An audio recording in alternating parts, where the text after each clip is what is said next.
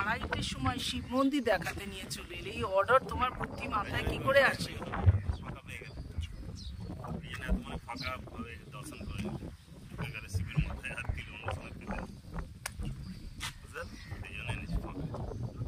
ঠিক আছে, চলো, ভালোই দর্শন করলাম।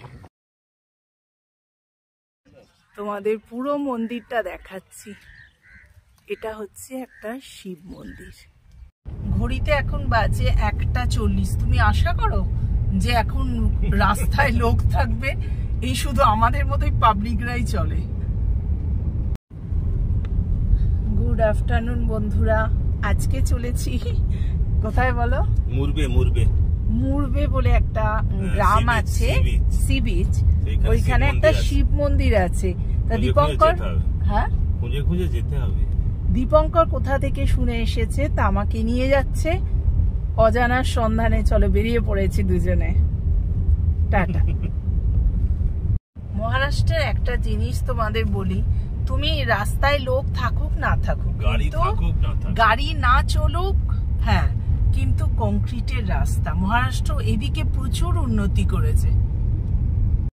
আমরা পথটা একটু এদিক ওদিক হয়ে গিয়েছিল জানো, কিন্তু একজনকে জিজ্ঞেস করতে সঙ্গে সঙ্গে লোক পাঠিয়ে দিয়েছে। সামনে চলেছে বাইক নিয়ে, কি ভালো এখানে লোকজন দেখো, খুব সাদাসিধে আমাদের শিব মন্দিরে নিয়ে যাচ্ছে। মনে হচ্ছে ওই দূরে শিব মন্দির। আমার আর দীপঙ্করের এইসব জায়গা খুব ভালো লাগে। আমরা খুঁজতে খুঁজতে চলে আসি ফাঁকা জায়গায়।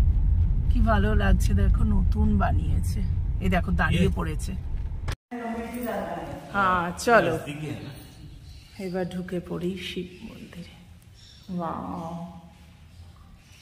এই তাই আমাদের খুলে দিল এত দুপুরে। হ্যাঁ পানি, হ্যাঁ না না, বহুত দিন। এই শিব মন্দির পুরনো, চালু আছে। চলো,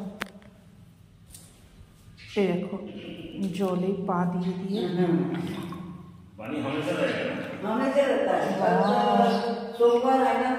ভেতর শিব ডুবে আছে, দেখতে পাচ্ছ তোমরা?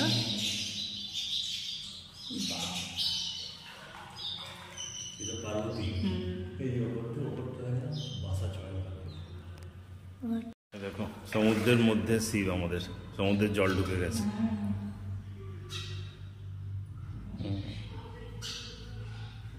ঠাকুরকে ডেকে নিচ্ছে, বেশি হাত ভুলিও না।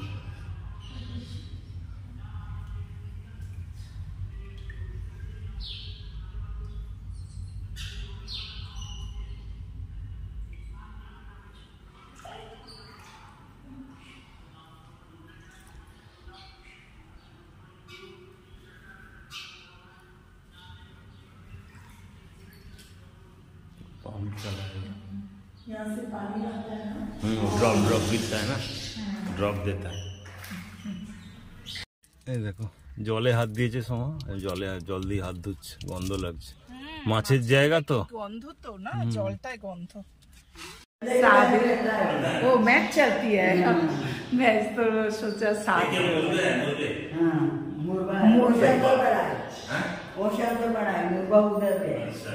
वो इधर क्या है नाम? शंकरपाड़ा। ओके। মাসিয়া এসেছিল খুলে দিতে, এখন বন্ধ করে দিল মন্দির। দুপুর 2টোর সময় কি আর মন্দির খোলা থাকে?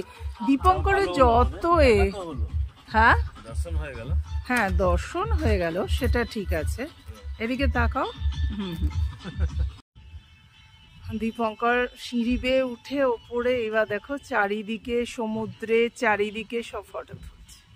ও খুব ভালোবাসে এইসব ফাঁকা জায়গায় ফটো তুলতে। এইখানে আরেকটা মন্দির তৈরি হচ্ছে, দেখো কি সুন্দর। হ্যাঁ খরচা করে প্রচুর এখানে মন্দিরের জন্য। দেখো